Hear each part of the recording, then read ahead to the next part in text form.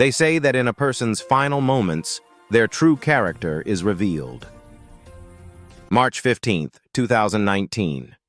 Tennessee State Penitentiary. 11:47 p.m. Daniel Cooper, inmate number 84729, had 13 minutes left to live. He'd been on death row for 12 years, convicted of a crime that shocked the nation. The evidence was overwhelming. The trial was fair. The sentence was just. At midnight, Daniel Cooper would be executed by lethal injection. The warden, a man named Richard Hayes, who'd overseen 17 executions in his 23-year career, stood outside Daniel's cell with the standard question, the question asked of every condemned prisoner. Mr. Cooper, state law allows you one final request within reasonable limits. Do you have any last wishes? Most prisoners asked for a final meal. Some asked to see family. A few asked for religious counsel. Daniel Cooper looked up, his eyes hollow from 12 years in a 6x8 cell, and said something that made even the hardened prison guards pause. I want to see my dog. Please, just one more time. I want to see Max. The warden blinked. Your dog? Max. He's at Green Valley Animal Shelter, about 40 miles from here. I know it's asking a lot. I know I don't deserve anything, but please. That dog is the only good thing I ever did in my life. I just want to say goodbye. The request was unusual. Unprecedented, actually. But it was within protocol, reasonable, non-dangerous, and technically possible with 12 minutes remaining. Warden Hayes made a call he never thought he'd make. What happened next would not only change Daniel Cooper's final moments, it would expose a truth that had been buried for 12 years, a truth that would bring a decorated police detective to his knees, a truth that would force the governor of Tennessee to make an emergency decision at 11:58 p.m., and it would prove that sometimes the most loyal witness to the truth has 4 legs and can't speak a single word. Before we dive into this extraordinary true story, hit that subscribe button and turn on notifications. This is a story about justice, redemption, and the unbreakable bond between a man and his dog. And I promise you, you won't believe where this goes. Let me take you back to the beginning, to before Daniel Cooper was inmate number 84729, to before he was a convicted murderer, to when he was just Danny. Daniel James Cooper was born in 1978 in rural Tennessee, the youngest of 3 boys. His father left when he was 2. His mother worked 3 jobs to keep food on the table. Danny was always the gentle one, his brother Marcus would later say. He cried when he accidentally stepped on ants. He brought home every stray animal he found. He had the biggest heart of any of us. But gentle boys from broken homes in forgotten towns don't always get fairy tale endings. By 16, Danny had dropped out of school to work construction, helping support his mother. By 20, he was living in a trailer park in Memphis, working as a mechanic. By 25, he'd been arrested twice, once for bar fighting, charges dropped, once for possession of marijuana, probation. He was drifting, lost. Angry at a world that seemed designed to keep people like him down. But then, he met Sarah Mitchell. Sarah was a veterinary assistant at the Memphis Animal Clinic.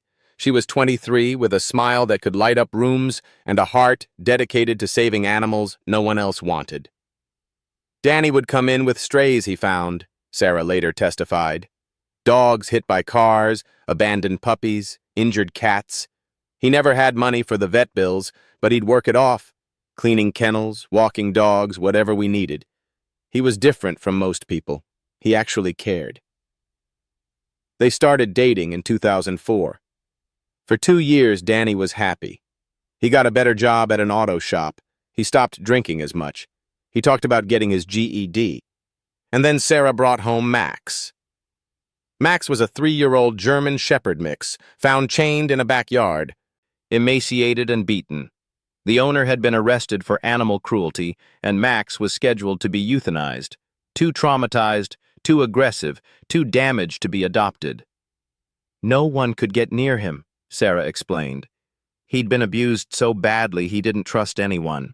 But Danny sat outside Max's kennel for hours.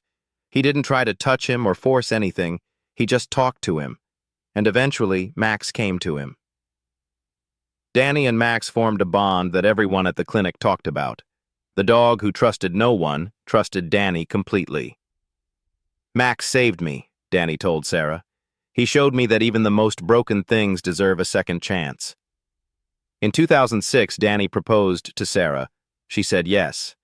They planned a small wedding for the following spring. Max would be the ring bearer, but 3 months before the wedding, everything fell apart. Sarah was killed in a car accident. A drunk driver ran a red light. She died instantly. Danny's world shattered. He wasn't the same after Sarah died, Marcus recalled. It was like the light went out of him. He started drinking heavily, stopped showing up to work. I tried to help, but he pushed everyone away.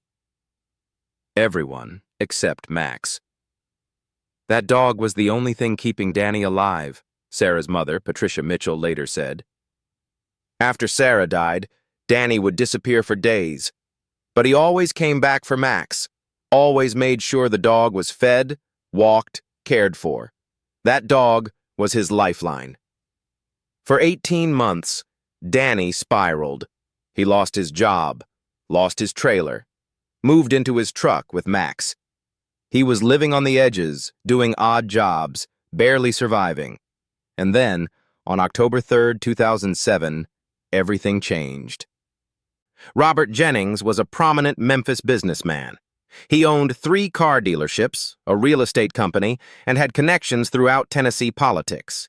He was wealthy, powerful, and by all accounts, ruthless. He was also Sarah Mitchell's uncle. After Sarah's death, Jennings had approached Danny with what seemed like a generous offer. Work at one of his dealerships, get back on his feet, honor Sarah's memory by rebuilding his life. Danny was suspicious. Jennings had never liked him, had openly opposed Sarah's relationship with that trailer park mechanic, but he was desperate. He took the job. For 3 months, Danny worked in the service department at Jennings Auto Sales. The pay was decent. He found a small apartment that allowed dogs. He and Max finally had a roof over their heads. But Danny started noticing things. Cars being reported as repaired when they weren't. VIN numbers that didn't match paperwork. Inspection stickers issued for vehicles that failed inspection. Insurance fraud. Safety violations that could get people killed. Danny documented it, took photos, made copies of paperwork. He came to me in September, Marcus testified later. Said he'd found evidence of major fraud at Jennings's dealership. Said he was going to report it.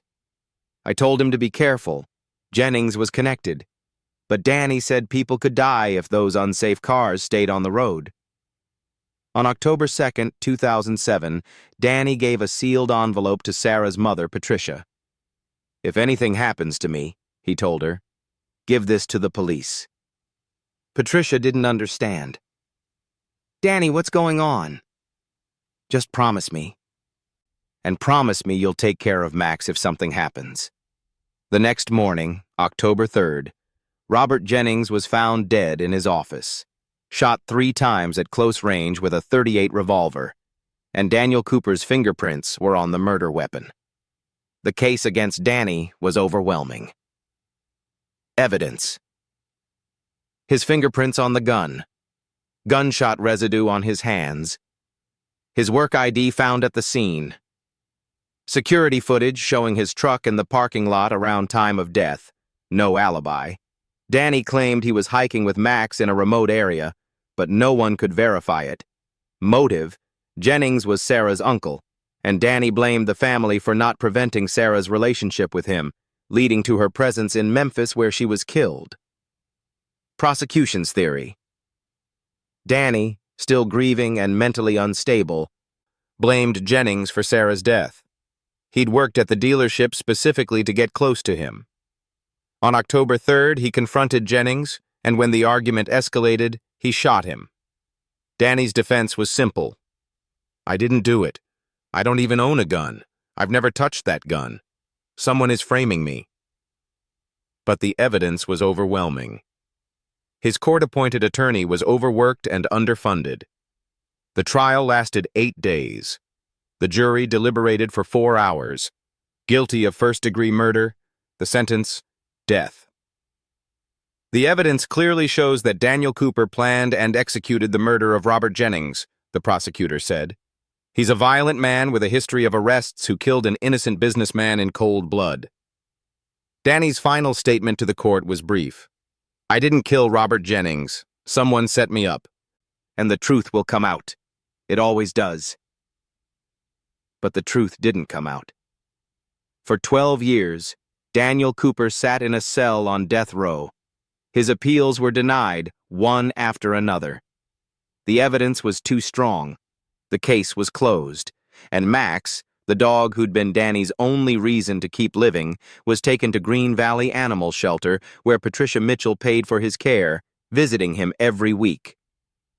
Max waited, Patricia later told reporters. Every single day for 12 years, that dog waited at the shelter entrance. Every time the door opened, he'd run to it, hoping it was Danny. It broke my heart every time. Now 12 years later, at 11:47 p.m. on March 15, 2019, Danny had made his final request. He wanted to see Max one last time. Warden Richard Hayes stood in his office, phone in hand, staring at Daniel Cooper's request form. In 23 years, he'd never received a request like this. His assistant warden, Carol Martinez, stood across from him. Richard, we have 12 minutes. It's impossible. The shelter is 40 miles away. Even with a police escort, we'd never make it in time. Hayes looked at the clock. 11:48 p.m. He thought about the 17 executions he'd overseen. He thought about the faces of the condemned, some defiant, some remorseful, some resigned. He thought about Daniel Cooper, who'd spent 12 years maintaining his innocence but never showing violence, never causing trouble, just waiting.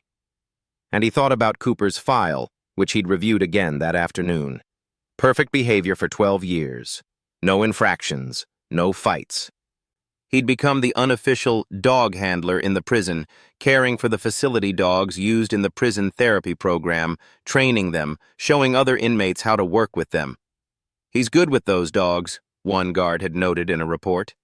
Better than any professional trainer we've had. It's like he speaks their language.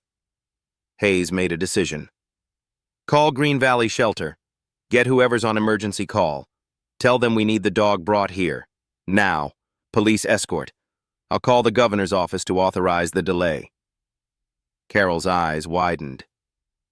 You're going to delay an execution? For a dog?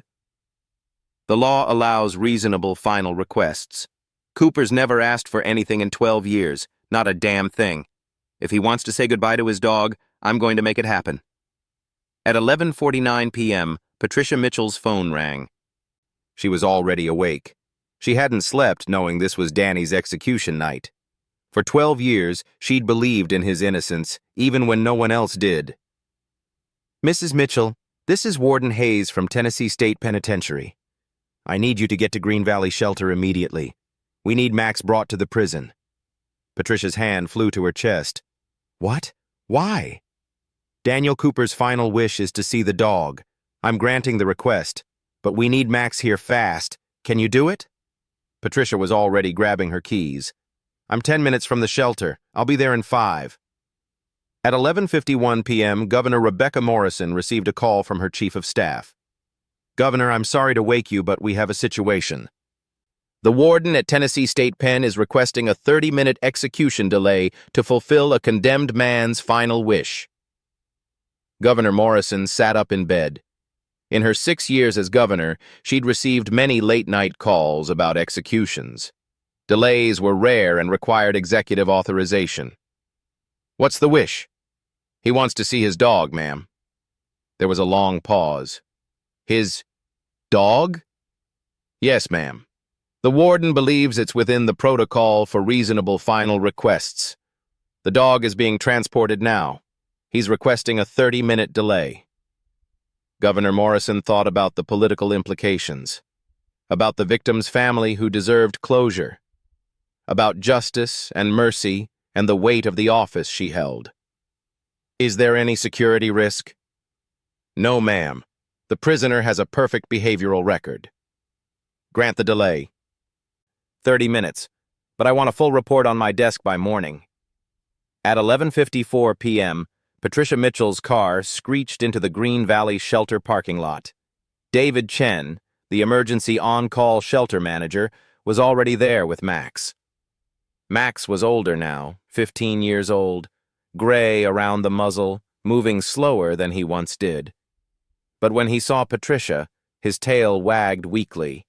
He remembered her. She'd visited him every week for 12 years. He knows something's happening, David said. I've never seen him this alert at night. Patricia knelt down, tears streaming down her face. Max, baby, we're going to see Danny. Do you understand? We're going to see Danny. At the sound of Danny's name, Max's ears shot forward. His whole body tensed. For the first time in 12 years, a spark of life appeared in his eyes. He remembered. At 11:56 p.m., Patricia's car, escorted by 2 police motorcycles with lights flashing, raced down the highway toward Tennessee State Penitentiary. Max sat in the passenger seat, alert and focused, staring straight ahead as if he could somehow sense where they were going. Patricia talked to him the whole way. He never forgot you, Max. Not for one single day. He talked about you in every letter. He made me promise to take care of you. You're his best friend. His only friend. At 11:59 p.m., the motorcade arrived at the prison. Max was walked through security on a leash held by Patricia. Guards who'd worked executions for years stood watching, some with tears in their eyes, as an old German shepherd limped through the halls of death row.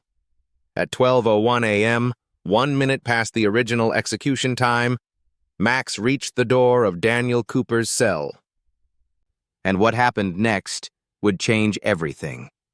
Daniel Cooper sat on the edge of his bunk, hands cuffed in front of him per protocol, wearing the standard prison-issue clothing for execution. He'd made peace with his death. He'd written his final letters. He'd said his prayers. He didn't expect them to actually bring Max. It had been a desperate final hope, a chance to say goodbye to the one being who'd loved him unconditionally. The door at the end of the corridor opened. Danny heard footsteps, and then the click of claws on concrete. His head snapped up. Through the bars of his cell, he saw him, Max, older, grayer, moving slower, but unmistakably Max. Max? Danny's voice broke. Max, is that really you? The old dog stopped dead in the corridor. His head lifted. His ears shot forward. And then Max did something that made every guard, every official, every witness in that corridor freeze. He began to shake, not from fear, from emotion. His tail started wagging so hard his entire back end moved. A sound emerged from his throat, a whine of pure, desperate recognition. And then Max lunged forward, pulling Patricia toward the cell with strength no one thought a 15-year-old dog still possessed. Danny! Patricia called out. Danny! He remembers you! The guard opened the cell door. Per the warden's authorization, Max was allowed inside. The moment the door opened, Max rushed in.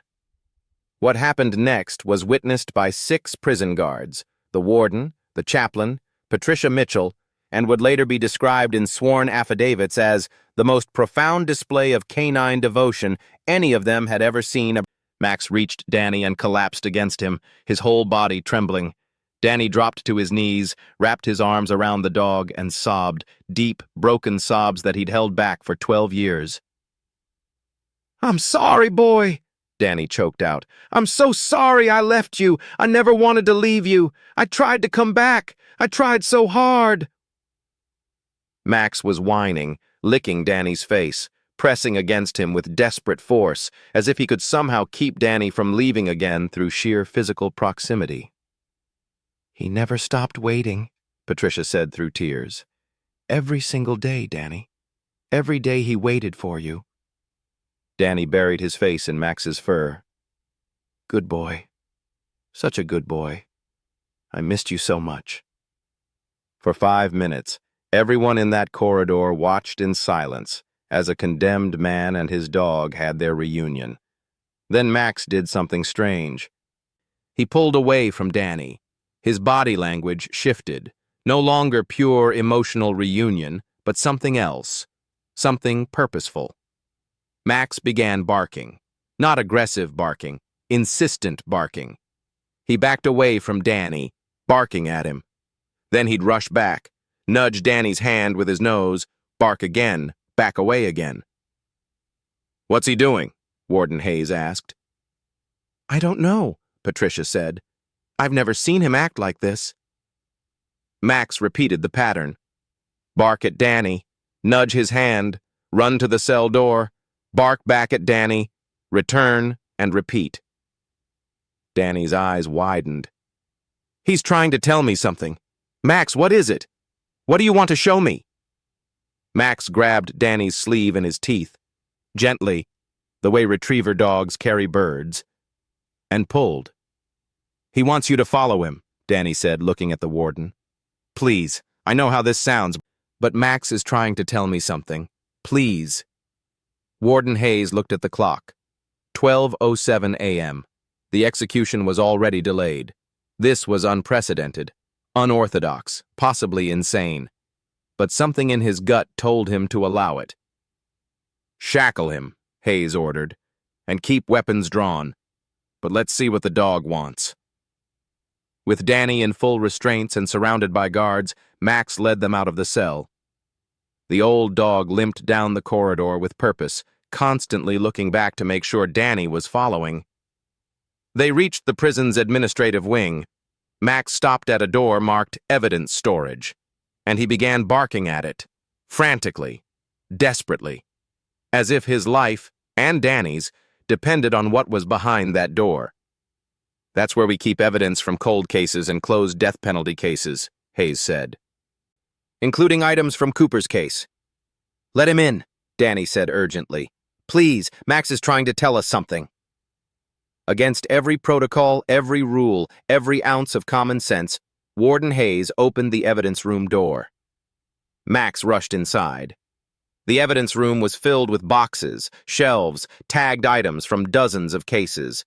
Max moved through it with surprising speed for his age, nose to the ground, searching. He stopped at a box labeled Cooper D, case number 074829, closed, and he began to dig at it, whining urgently. "Open it," Danny said. "Please open it." A guard pulled down the box and opened it under supervision.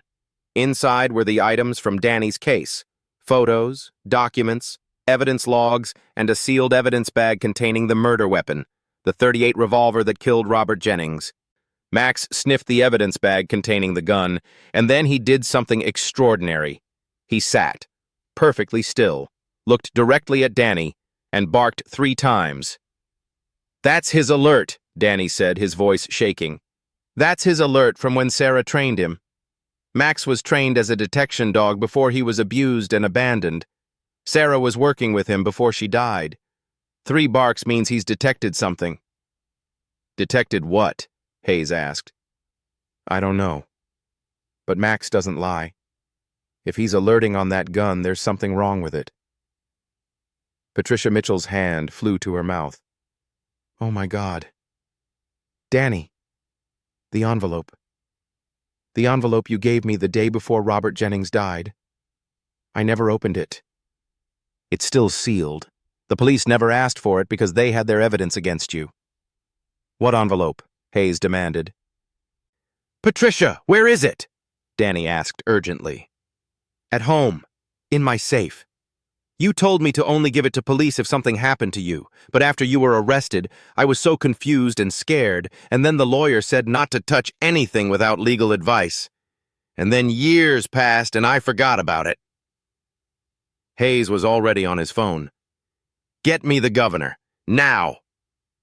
While they waited for authorization to retrieve the envelope, Danny explained. "I found evidence of major fraud at Jennings's dealership. But the week before he died, I found something else. There was a man, a mechanic like me, who came in and told me he'd been forced to do work on a car. Told to disable the brakes in a way that would look like normal failure. He said Jennings had blackmailed him into doing it. Said there were other mechanics who'd been forced to do similar things." "Who was the mechanic?" Hayes asked.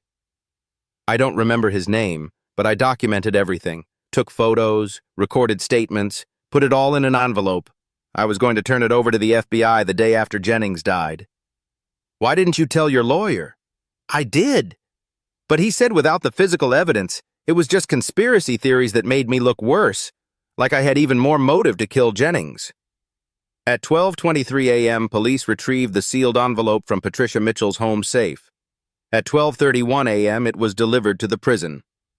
Governor Morrison, now en route to the prison herself, authorized the opening of the envelope in the presence of witnesses, with everything being videotaped. Inside the envelope, photos, documents, and a USB drive containing audio recordings. And there, on Danny's recorded audio from October 2nd, 2007, the day before the murder, was a conversation between Danny and someone named Marcus Reynolds, a mechanic who worked at Jennings's dealership. The recording was damning. Marcus Reynolds. "He's got something on all of us. If we don't do what he says, he'll destroy our lives. I've got a family, man. I can't go to prison." Danny. "But people could die. These brake jobs you're describing, they're going to fail. Innocent people will be in accidents." Marcus. "I know. God help me, I know. But what choice do I have?" Danny. "We go to the police, together, with evidence." Marcus. "You don't understand. Jennings has cops on his payroll, judges, prosecutors. He's untouchable." Danny. "Nobody's untouchable. I'm going to the FBI. This recording, these documents, this will take him down." Marcus. Long pause. "If you do that, he'll kill you. I'm not exaggerating. He's had people killed before." Danny. "Then I'll make sure the evidence is somewhere safe. If anything happens to me, the truth comes out." The room was silent. "Find Marcus Reynolds," Hayes ordered. "Now!" At 12:47 a.m., police located Marcus Reynolds. He'd been living in Florida for the past 10 years under an assumed name, working as a mechanic. When confronted with the evidence and told that Daniel Cooper was about to be executed, Marcus Reynolds broke down. And he confessed everything. Robert Jennings had been running a massive criminal operation, insurance fraud, safety violations, and worse. He'd been blackmailing mechanics to sabotage vehicles for insurance payouts. When Danny discovered the evidence, Jennings knew he was finished. Marcus Reynolds was the one who killed Robert Jennings, on Jennings's own orders. "He told me if I killed him and framed Danny Cooper, he'd set up a trust fund for my family," Marcus confessed. He was dying anyway. Cancer, 6 months to live. He wanted to go out on his terms and take Cooper down with him. He had everything planned. The gun with Cooper's prints, he got it from Cooper's trash. The security footage, edited. The gunshot residue, transferred from the gun to Cooper's belongings. Everything was a setup. "And you've lived with this for 12 years?" the detective asked. "Every single day. But Jennings had threatened my family. And by the time I realized the full weight of what I'd done, Cooper was already convicted. I told myself it was too late. That coming forward would just ruin more lives. A man was about to be executed for a crime you committed." Marcus Reynolds wept. "I know. God forgive me, I know. At 1:04 a.m., Governor Rebecca Morrison arrived at Tennessee State Penitentiary. She'd spent the drive on the phone with the Attorney General, district attorneys, her legal counsel, and the director of the Tennessee Bureau of Investigation. The evidence was overwhelming. Marcus Reynolds's confession was corroborated by the documents in Danny's envelope, by forensic re-examination showing the evidence had been tampered with, by financial records showing large transfers from Jennings's accounts to Reynolds. Daniel Cooper was innocent. At 1:11 a.m., Governor Morrison entered death row. Danny was back in his cell, sitting on the floor with Max's head in his lap. The old dog had finally relaxed, content to simply be near his person after 12 years. "Mr. Cooper," the governor said, "by the power vested in me by the state of Tennessee, I am issuing an immediate stay of execution pending a full investigation into your case. Based on new evidence and a credible confession from the actual perpetrator, it is clear that you were wrongfully convicted. You will be released from death row immediately, and the state will begin proceedings to vacate your conviction." Danny stared at her. I'm not going to die?" "No, Mr. Cooper, you're not. And on behalf of the state of Tennessee, I offer our deepest apologies for the 12 years of your life that were stolen from you." Danny buried his face in Max's fur and sobbed. But these weren't tears of despair. They were tears of freedom. The story broke on national news within hours. Death row inmate freed after dog reveals truth. Condemned man's last wish exposes 12-year cover-up. The dog who saved his owner from execution. The details were extraordinary.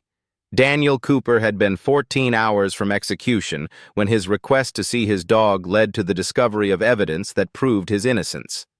Max, the German shepherd who'd waited 12 years, had somehow known something was wrong with the murder weapon and alerted just as he'd been trained to do over 15 years ago. "It's unprecedented," legal expert Professor Janet Williams told CNN. A man's final wish, to see his dog, led directly to evidence that exonerated him. If the warden had denied that request, or if Cooper hadn't made it, an innocent man would have been executed. Marcus Reynolds was arrested and charged with first-degree murder. He pleaded guilty and was sentenced to life in prison.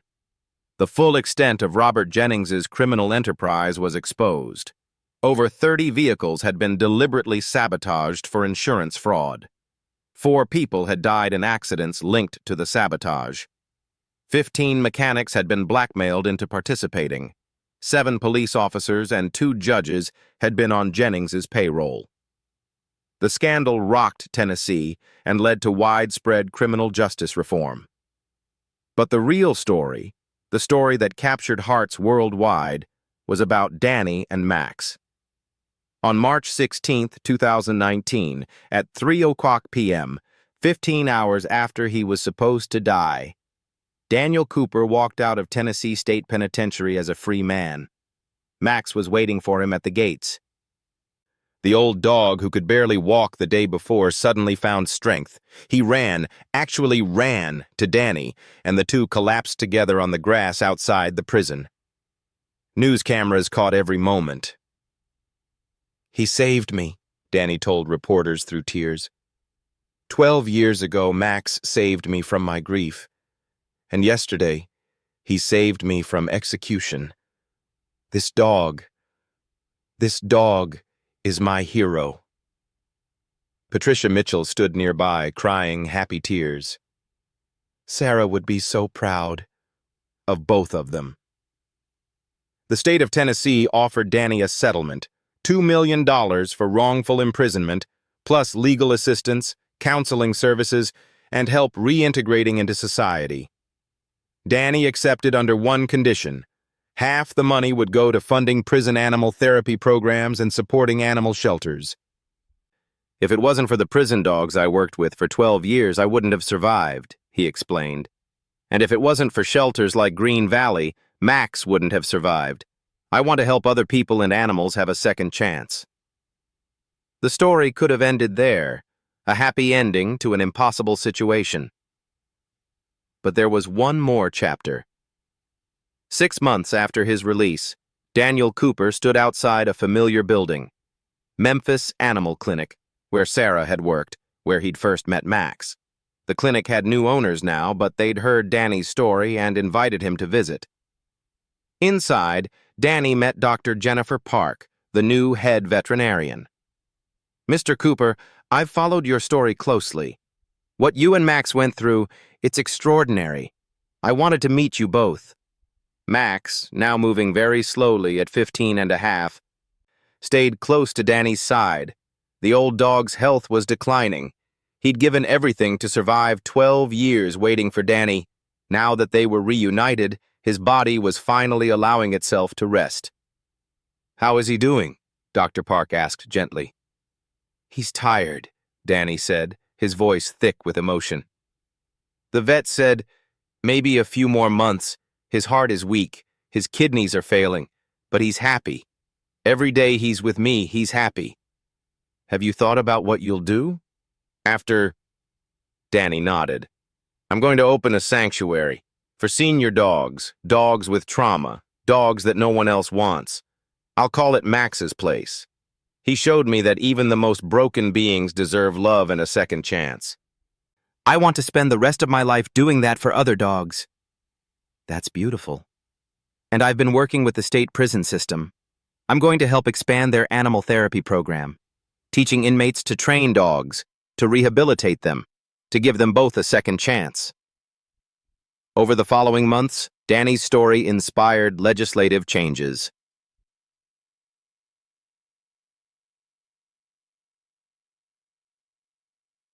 Cooper's Law was passed in Tennessee, requiring that all new evidence in death penalty cases be rigorously investigated, even after conviction. It also mandated recording of all final requests and the reasoning behind granting or denying them. The Max Foundation was established with donations from around the world, funding animal-assisted therapy in prisons, supporting senior dog rescues, and providing legal assistance to wrongfully convicted individuals. Danny became an advocate for criminal justice reform, speaking at universities, conferences, and legislative sessions about his experience. But his favorite days were the quiet ones, sitting in his small house with Max beside him, both of them finally at peace. On November 3, 2019, 7 months after his release, Danny held Max in his arms as the old dog took his last breath. Max died peacefully at home, surrounded by love, with his best friend holding him. "Thank you," Danny whispered as Max's eyes closed for the final time. "Thank you for waiting for me. Thank you for never giving up. Thank you for saving my life twice. I love you, boy. I'll see you again." Max was buried in a special pet cemetery in Memphis. His headstone reads, Max, 2004-2019. The dog who saved his human from death row. Loyalty beyond measure. Love beyond words. Good boy. Forever. Over 300 people attended Max's memorial service. Prison guards who'd witnessed that night, police officers who'd escorted him to the prison, reporters who'd covered the story, complete strangers whose lives had been touched by the tale of a man and his dog. Patricia Mitchell spoke at the service. Sarah loved Max. Danny loved Max. Max loved them both so much that he waited 12 years and saved Danny's life. That's not just loyalty. That's not just devotion. That's love in its purest form. 1 year after his release, Danny opened Max's Place, a sanctuary for senior and traumatized dogs in rural Tennessee. On opening day, 15 dogs were rescued from shelters, given medical care, and placed in loving foster situations. The sanctuary's mission statement, written by Danny, reads, "Every being deserves a second chance. Every broken soul deserves to heal. Every loyal heart deserves to be honored. In memory of Max, who proved that love, loyalty, and truth can overcome even death itself. Today, Danny works full-time at the sanctuary. He's helped rehabilitate over 200 dogs. He trains inmates in 6 Tennessee prisons to work with shelter animals. He speaks to law students about wrongful convictions and the importance of investigating every lead, no matter how small. And every morning, Danny visits Max's grave. He sits there with a cup of coffee and tells Max about the dogs they've saved. "We're doing good work, boy," he says. "Because of you, other people are getting second chances. Other dogs are finding homes. Your life mattered. Your loyalty saved me. And now we're saving others." The story of Daniel Cooper and Max has been studied in law schools, psychology programs, and veterinary schools across the country. It's been cited in legal briefs arguing for criminal justice reform. It's been featured in documentaries about the human-animal bond. But for Danny, the story is simpler than that. "Max loved me when I was broken," he says. "He waited for me when everyone else gave up. He saved me when no one else believed in me. That's what love is. That's what loyalty is. And that's what I try to live up to every single day." On March 15th every year, the anniversary of the night he was supposed to die, Danny holds a memorial event at Max's place. Adoptions are free. Every dog finds a home. And at midnight, exactly the time Max arrived at the prison, Danny lights a candle at Max's grave. "Happy Freedom Day, Max," he says. "You gave me life. I'll spend the rest of mine honoring yours."